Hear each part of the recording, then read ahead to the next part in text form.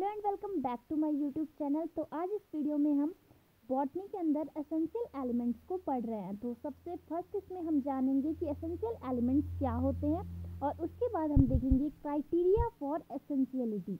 तो सबसे फर्स्ट हम इसमें पढ़ते हैं एसेंशियल एलिमेंट्स क्या होते हैं। तो जो पौधे होते हैं वो मिट्टी से बहुत सारे मिनरल्स और न्यूट्रिएंट्स को अब्सॉर्ब करते हैं जो पौधे में जीवन प्रक्रियाओं के लिए आवश्यक होती है। यानी कि जो प्रोसेस जिंदगी भर प्लांट्स में चलती हैं उन प्रोसेस के लिए मिनरल न्यूट्रिएंट्स की ज़रूरत होती है। इन मिनरल न्यूट्रिएंट्स की कमी से पौधे में मेटाबॉलिक फंक्शनिंग में गड़बड़ी आ जाती है और जब मेटाबॉलिक फंक्शनिंग में गड़बड़ी आ जाएगी तो प्लांट डेड हो जाएगा। तो इस प्रकार के एलिमेंट्स या मिनरल्स को ही हम एसेंशियल एलिमेंट्स कहते हैं जो प्लांट की ग्रोथ के लिए नॉर्मल फंक्शन और ग्रोथ के लिए ज़रूरी होते हैं। तो उन्हें हम एसेंशियल एलिमेंट्स कहते हैं। तो अब तक केवल 17 ऐसे एलिमेंट्स हैं जिन्हें हम एसेंशियल एलिमेंट्स कह सकते हैं क्योंकि पौधे में नॉर्मल डेवलपमेंट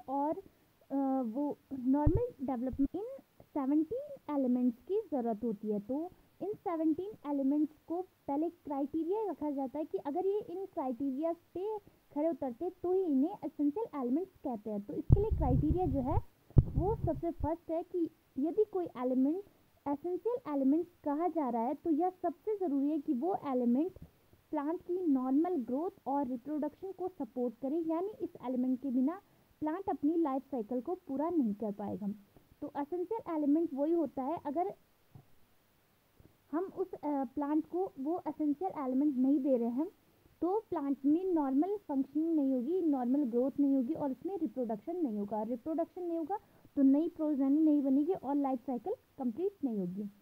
सेकंड आता है कि एक एसेंशियल एलिमेंट जो होता है वो स्पेसिफाई होना चाहिए, यानी कि वो नॉन रिप्लेसेबल होना चाहिए। इस एलिमेंट की पौधे में कमी होने पर कोई भी दूसरा एलिमेंट इस एलिमेंट की पूर्ति नहीं कर सकता। यानी कि अगर एसेंशियल एलिमेंट नहीं है तो पौधा जो होगा वो डेड हो जाएगा। कोई भी दूसरा एलिमेंट उस पहले वाले एलिमेंट्स की पूर्ति नहीं कर सकता।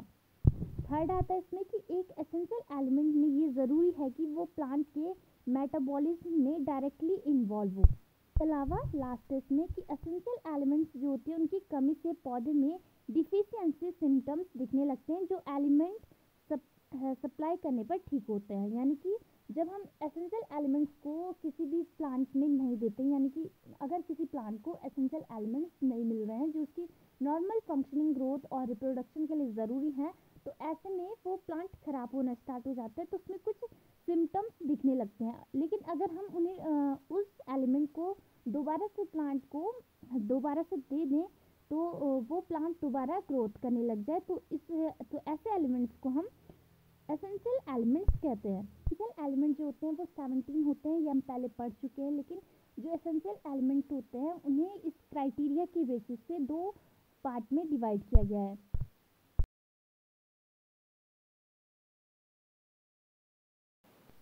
तो क्राइटेरिया के बेसिस पे जो सब ग्रुप में इन्हें डिवाइड किया है वो होते हैं 2।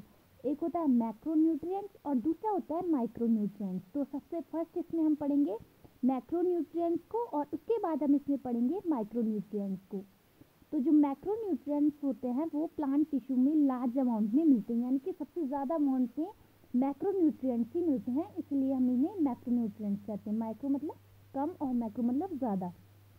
तो इसके जो मैक्रोन्यूट्रिएंट्स होते हैं वो उसके एग्जांपल है carbon, hydrogen, oxygen, nitrogen, sulphur, phosphorus, calcium, potassium और मैग्नीशियम। तो न्यूट्रिएंट जो होते हैं वो टोटल 9 होते हैं जिसमें कार्बन, हाइड्रोजन और ऑक्सीजन जो होते हैं वो मेनली कार्बन डाइऑक्साइड और पानी से ऑब्टेन किए जाते हैं और जो बाकी के जो मिनरल न्यूट्रिएंट्स होते हैं वो सॉइल यानी कि मिट्टी से प्राप्त होते हैं। तो मैक्रोन्यूट्रिएंट्स की जो अगर अधिकता हो जाए, इसका कंसंट्रेशन अगर बढ़ जाए मैक्रोन्यूट्रिएंट्स का तो भी ये टॉक्सिक नहीं होते हैं। और मैक्रोन्यूट्रिएंट्स जो होते हैं वो प्लांट बॉडी में फोटोप्लाज्मिक कंटेंट बनाने में हेल्प करते हैं। तो इसके बाद अब हम पढ़ते हैं माइक्रोन्यूट्रिएंट्स। तो माइक्रोन्यूट्रिएंट्स जो होते हैं वो प्लांट टिश्यू में बहुत कम अमाउंट में मिलते हैं। इसका एग्जांपल है आयरन, क्लोरीन, निकल, मैग्नीज, जिंक, मॉलिब्डेनम, बोरान और कॉपर।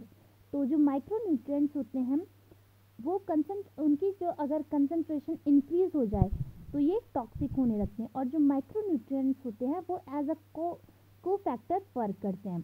तो ये थे माइक्रो न्यूट्रिएंट्स। तो इसके बाद अब हम पढ़ रहे हैं mechanism of absorption of element, यानी कि जो ये एलिमेंट्स होते हैं वो प्लांट में कैसे जाते हैं। तो प्लांट्स में मिनरल्स आयंस की फॉर्म में रूट्स के थ्रू एब्जॉर्ब होते हैं और एब्जॉर्प्शन की प्रोसेस को ही 2 फेजेस में बांटा गया है। इसमें फर्स्ट फेज आता है जिसमें आयंस रैपिडली अपटेक के थ्रू प्लाज्मा मेम्ब्रेन के आउटर स्पेस में आ जाते हैं। इस आउटर स्पेस को ही एपोप्लास्ट कहते हैं। ये प्रोसेस प्लाज्मा मेम्ब्रेन में पैसिव ट्रांसपोर्ट के थ्रू होता है। पैसिव ट्रांसपोर्ट जो होता है उसमें एटीपी यानी कि एनर्जी की रिक्वायरमेंट नहीं होती है। इसके अलावा एपोप्लास्ट जो होता है उसमें आयन का पैसिव मूवमेंट आयन चैनल्स यानी कि ट्रांस मेम्ब्रेन प्रोटीन के थ्रू होता है। जो ट्रांस मेम्ब्रेन प्रोटीन होती है ये एक सिलेक्टिव फोर्स की तरह वर्क करती है। थर्ड आता है इसमें, इसके बाद आता है इसमें सेकंड फेज। सेकंड फेज में क्या होता है, जो एपोप्लास्ट होता है, एपोप्लास्ट से आयंस धीरे धीरे इनर स्पेस में जाना स्टार्ट होते हैं। इस इनर स्पेस को हम सिम्प्लास्ट कहते हैं। आयंस की सिम्प्लास्ट के थ्रू एंट्री और एग्जिट होती है, इसलिए इसे एक्टिव प्रोसेस कहते हैं। एक्टिव प्रोसेस में एटीपी की रिक्वायरमेंट होती है तथा आयंस के मूवमेंट को फ्लक्स कहते हैं। जो एंट्री ऑफ आयन होती है वो इनफ्लक्स कहलाती है और जो एग्जिट ऑफ आयंस होती है उसे एफ्लक्स कहते हैं। तो यहाँ पर जो फर्स्ट फेज होता है वो पैसिव फेज होता है, यानी कि यहाँ पर एलिमेंट्स जो होते हैं वो हाई कंसंट्रेशन से लो कंसंट्रेशन की तरफ जाते हैं फर्स्ट फेज में। जो सेकंड फेज होता है यहाँ पर एक्टिव प्रोसेस चलती है, तो यहाँ पर जो एलिमेंट्स होते हैं वो लो से हाई की तरफ जाते हैं। तो इसमें फर्स्ट और सेकंड फेज के थ्रू इसमें ये प्रोसेस कंप्लीट हो जाती है। अगर आपको प्लाज्मा मेम्ब्रेन में एक्टिव और पैसिव ट्रांसपोर्ट की वीडियोस चाहिए तो इस वीडियो को ज़्यादा से ज़्यादा लाइक करें, शेयर करें और चैनल को सब्सक्राइब करना ना भूलें।